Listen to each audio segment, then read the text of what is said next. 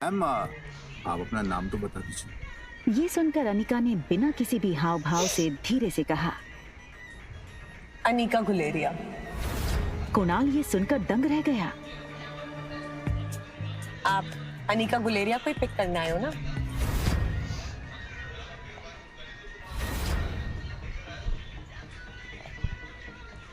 अरे वो उस मोटी को तो मैं टैक्सी में भेज दूंगा। एक काम करिए, आप दोनों मेरे साथ मेरी कार में चलिए, मैं ड्रॉप कर दूंगा आप लोग को।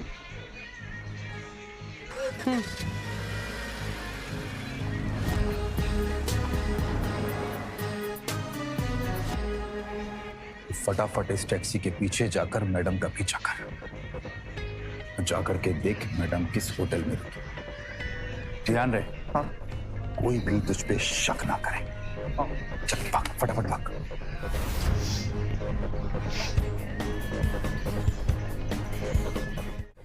अगले 1 घंटे में अनिका की टैक्सी मनाली की सबसे बड़ी 5 स्टार होटल पैराडाइज इंटरनेशनल में दाखिल हुई। रुकिए। लेकिन उसका पीछा कर रहे राजू को होटल के मेन गेट पर ही रोक दिया। होटल का प्रीमियम इंटीरियर्स और फर्नीचर्स, आकर्षित एम्बियंस और वेलकमिंग स्टाफ को देखकर समझ आ रहा था कि क्यों देश विदेश से आए टूरिस्ट्स मनाली के इस शानदार होटल में रहना पसंद करते थे।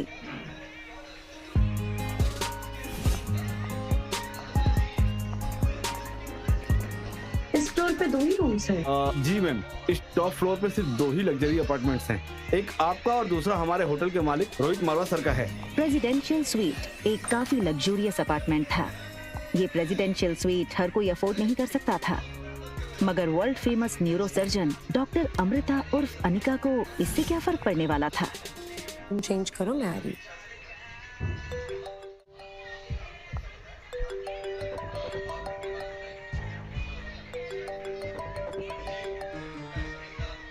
Hello Anika, what kind of behavior is this? Kunal 2 घंटों से एयरपोर्ट पर तुम्हारा इंतजार करता रहा। तुम उसके साथ आई क्यों नहीं? कहाँ हो तुम? आ रही हूँ मैं। अनिका और उसके पिता गौतम के रिश्तों में दरार की वजह गौतम खुद था। 6 साल पहले गौतम ने अनिका से मुंह फेर लिया था और उसकी बेटी रिया को अपनाने से मना कर दिया था। इन 6 सालों में गौतम ने कभी भी अनिका को याद नहीं किया और आज उससे डिवोर्स पेपर साइन करने के लिए बार बार कॉल किए जा रहे हैं। लेकिन डिवोर्स पेपर के साथ साथ गौतम अनिका से कुछ और भी चाहता था। लेकिन क्या? तभी अनिका के फोन पर उसकी असिस्टेंट राजलक्ष्मी का फोन आया। हेलो मैडम, आशा करती हूँ आपकी फ्लाइट सेफ और कंफर्टेबल रही होगी और आपकी नींद भी पूरी हुई होगी। अब ये बताओ, एक्टिंग करने के लिए फोन किया या कोई नई बात बताने के लिए? अरे फिर से वो बिजनेस टाइकून रोहित मारवा का मेल आया था। वो अपनी दादी माँ का इलाज देश की सबसे बड़े न्यूरो सर्जन डॉक्टर अमृता यानी आपसे करवाना चाहता है। इस वक्त वो मनाली में ही है, आप भी मनाली में हैं, तो मैंने सोचा क्या मैं अपॉइंटमेंट फिक्स कर दूं? नहीं नहीं, बिल्कुल नहीं। ये बड़े लोग अपने बड़े बुजुर्गों की चिंता का सिर्फ ढोंग करते हैं। इनका असली मकसद ना कुछ और ही होता है। बड़े बुजुर्गों की प्रॉपर्टी, उनका बिजनेस और पता नहीं क्या क्या। हमें इनसे दूर ही रहना चाहिए। Okay, as you wish. वैसे एक बात बता दूं, मैंने सुना है कि रोहित मारवा की पर्सनालिटी काफी डैशिंग है। टॉल, डार्क, हैंडसम और इतना बड़ा बिजनेस टाइकून। और अगर लाइफ में थोड़ा रोमांस आ ही जाता है तो इसमें क्या नुकसान है? रोहित का फोटो भेजो। अगर ऐसा ही है तो एक काम करो, तुम ही उसे डॉक्टर अमृता बनकर मिल लो। कि डॉक्टर अमृता के चेहरे को यहाँ कोई नहीं जानता। यहाँ मैं सिर्फ अनिका गुलेरिया हूँ। ठीक है, रोहित की फोटो भेजूंगी, एक बार देख लेना। अनिका हंसते हुए फोन काट देती है, लेकिन इसके पहले कि अनिका लिफ्ट के अंदर जा पाती, तभी अनिका को लगा जैसे मानो उसके पीछे कोई खड़ा हो। अनिका ने जैसे ही पीछे मुड़कर देखा तो वो हैरान हो गई। पीछे रिया खड़ी थी। उसका चेहरा कुछ उखड़ा हुआ था और वो बस अनिका को एक टक देखे जा रही थी। अनिका को लगा कि रिया नींद से अचानक उठकर उसने अनिका को पास नहीं देखा होगा, इसलिए ऐसे खड़ी हो गई होगी। मम्मा जल्दी वापस आ जाएगी और आते हुए ना आपकी फेवरेट चॉकलेट आइसक्रीम ले आएगी, ठीक है? आप जाओ कमरे में और आराम करो या अपनी फेवरेट वीडियो गेम खेल लो, ठीक है?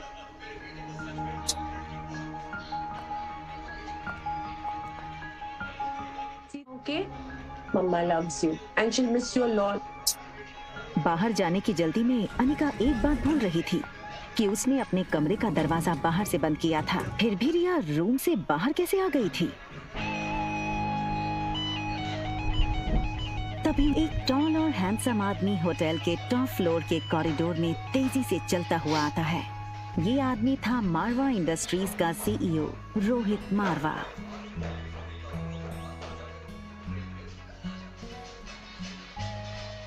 बेटा तुमसे कितनी बार कहा है कि बिना बताए रूम से बाहर मत निकलना। मेरी बात सुनते क्यों नहीं आ रही? जिस लड़की को रिया समझकर कुछ ही पल पहले अनिका ने बात की थी, वो बच्चा रिया नहीं बल्कि आर्यन था।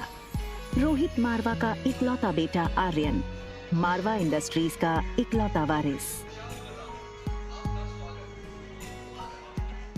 और इन सब में सबसे मजेदार बात ये थी कि रोहित का बेटा आर्यन और अनिका की बेटी रिया दोनों की शक्लें एक दूसरे से हूबहू मिलती जुलती थीं। और रिया अभी भी अनिका के कमरे में सो रही थी। तुम्हारा ध्यान कहाँ है आर्यन? मैं तुमसे बात कर रहा हूँ, चलो अंदर। मुझे चॉकलेट आइसक्रीम चाहिए। ये सुनकर रोहित थोड़ा है। हमेशा गुमसुम और गुपचुप रहने वाला आर्यन का बर्ताव आज रोहित को कुछ अजीब लग रहा था। आर्यन के गाल पर लिपस्टिक का निशान देखकर रोहित हैरान हो गया।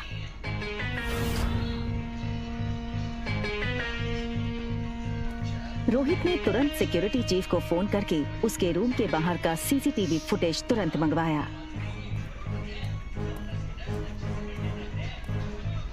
फुटेज में रोहित ने जो देखा वो देखकर वो दंग हो गया। आर्यन एक ऐसा बच्चा था जो किसी अजनबी से तो दूर बल्कि रिश्तेदारों से भी ज्यादा बात नहीं करता था। ना ही उसके पापा के अलावा किसी के साथ मिक्स होता था। लेकिन सीसीटीवी में आर्यन ने एक बिल्कुल अजनबी औरत को अपने पास आने दिया, यहाँ तक कि उसे किस भी करने दिया। ये बात रोहित को बड़ी अजीब लगी।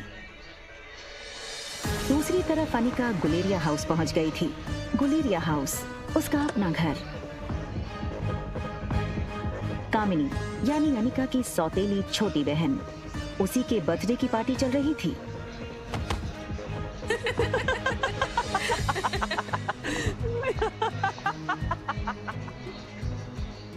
जैसे ही उस लड़की को अनिका ने देखा उसे याद आया उसकी बुआ की बेटी प्रीति है। अगले साल मिस हिमाचल बनोगी और उसके बाद मिस इंडिया। क्या तुम अभी भी कहोगे कि तुम्हारी अनिका दीदी मुझसे ज्यादा खूबसूरत है? हाँ, अनिका दी सबसे ज्यादा सुंदर है। अच्छा, तो एक काम करते हैं, वोटिंग करते हैं। तो आप लोग वोट करोगे इस मोटी और मुझ में ज्यादा खूबसूरत कौन है, ठीक है? ये बात कहकर कामिनी ने अपने एक दोस्त से सिगरेट जलाने का लाइटर लिया और उससे अनिका की फोटो जला दी।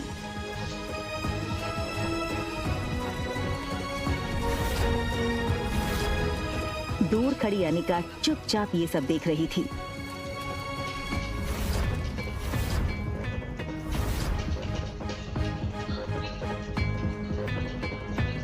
सो गाइस, आप वोटिंग के साथ तैयार हैं? तो बताओ मुझे कितने वोट? कामिनी, कामिनी, कामिनी, कामिनी, कामिनी, कामिनी, कामिनी, कामिनी। बेचारी प्रीत, सारे वोट्स तो मुझे ही मिल गए और तुम हार गई। चलो कोई बात नहीं, अब हार ही गई हो तो इसकी सजा तो मिलनी होगी। तो तुम्हारी सजा ये है कि तुम्हारी इस खूबसूरत मोटी दीदी की फोटो तो मैंने इस जूस के ग्लास में डाल दी, तो बस तुम्हें अब इसे पीना है। चलो। दिन ना की अनिका को बचपन में छोटी बुआ से ही माँ का प्यार मिला था और प्रीति मानो अनिका की कजन नहीं बल्कि सगी छोटी बहन हो। अनिका दी हाँ?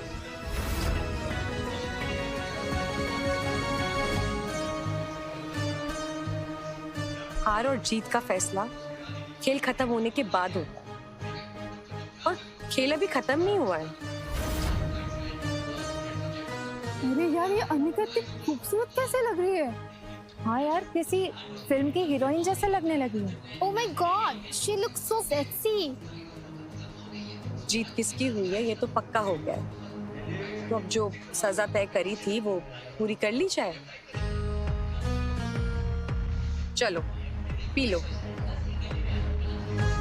और तभी ग्लास टूटने की आवाज सुनकर गौतम और अनिका की सौतेली माँ मनीषा वहाँ आ गए। पापा, मम्मा देखो ना, ये अनिका मेरी बर्थडे पार्टी में आकर मेरी पार्टी खराब करना चाहती। पहले तो बस इसे इतना कहा कि तुमने अपना वजन कैसे घटाया, और ये कहने लगी कि मैं तुमसे काफी खूबसूरत हूँ और तो तुम्हारी औकात ही क्या है मेरे साथ। सबके सामने मेरी इज्जत थी पापा।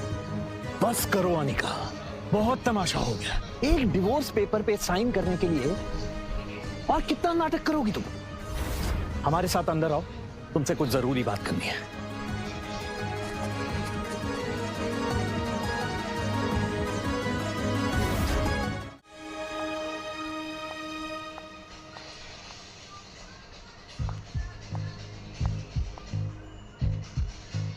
छह साल बाद अपनी बेटी से मिलने की कोई भी खुशी न जताते हुए वो सीधे मुद्दे की बात करना शुरू करते हैं।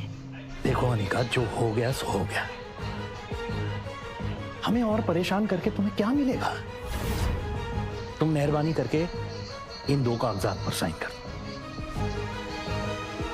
मैं तो सिर्फ डिवोर्स पेपर साइन करने आई थी, ये दूसरे पेपर्स? दरअसल तुमसे डिवोर्स लेने के बाद हम, यानी कि मैं और तुम्हारी नई माँ, ये चाहते हैं कि कुणाल और कामिनी की शादी हो जाए। कुणाल को भी इस शादी से कोई एतराज नहीं है और कामिनी तो पहले से ही कुणाल को चाहती थी। बस कुणाल के दादाजी की एक ही इच्छा है। दरअसल तुम्हारी माँ के गुजरने के बाद उसकी जो फार्मा कंपनी तुम्हारे नाम हो गई थी, वो कंपनी तुम अपनी छोटी बहन कामिनी को शादी में तोहफे में दे दो। मैंने सारे कागजात तैयार करवा दिए हैं, बस तुम इन पे सिग्नेचर कर दो।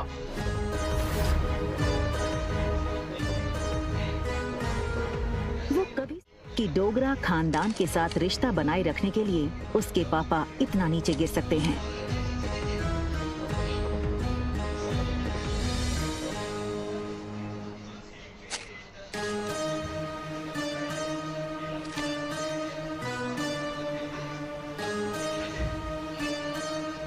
अपना कहलाने को इस दुनिया में इस कंपनी के अलावा मेरे पास कुछ नहीं है।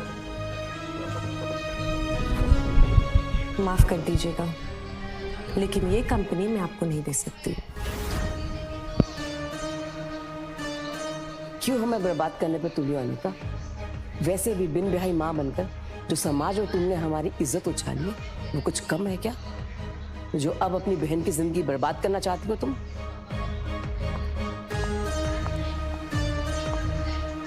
तुम्हें क्या लगता है कि अगर तुम कंपनी मेरे नाम नहीं करोगी तो कुणाल मुझसे शादी नहीं करेगा?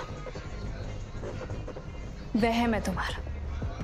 कुणाल मुझसे शादी इसलिए करना चाहता है क्योंकि वो मुझे पसंद करता है, ना कि तुम्हारी उस फैक्ट्री के लिए, जैसे उसे तुम्हारे साथ करनी पड़ी। लेकिन तुम ये सब नहीं देख सकती हो क्योंकि तुम मुझसे बचपन से ही चलती हो। कौन किससे जलता है ना, इसका नमूना तुम बाहर देख चुकी हो। बचपन में अनिका का फायदा हर कोई उठा ले जाता था। आज अनिका को इस तरह सबके अरमानों पर पानी फेरता हुआ देख सब लोग गहरे शौक में थे। समझती क्या हो अपने आप को? वजन घटाया है तो जुबान लड़ाना भी सीख गई हो क्या? चाहे कुछ भी कह लो, मैं कल भी तुमसे ज्यादा खूबसूरत थी और हमेशा तुमसे ज्यादा खूबसूरत रहूंगी। दिखने में भी आगे और पढ़ने में भी आगे। कुछ ही सालों में मैं डॉक्टर बन जाऊंगी। मुझ जैसी लड़की को छोड़कर कुणाल तुम्हारे पास कभी वापस आ ही नहीं सकता। ठीक है, फिर एक और शर्त लगा ले।